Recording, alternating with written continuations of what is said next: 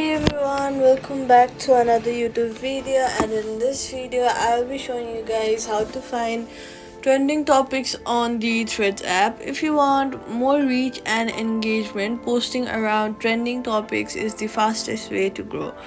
In the Threads app, tap the magnifying glass search option at the bottom.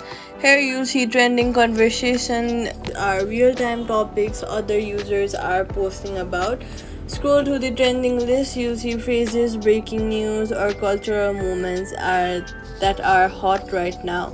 Tap the trending topic, then hit the join conversation or create your own post using the phrase/keyword. And then the earlier you join a trend, the more likely your post will rank high in feeds.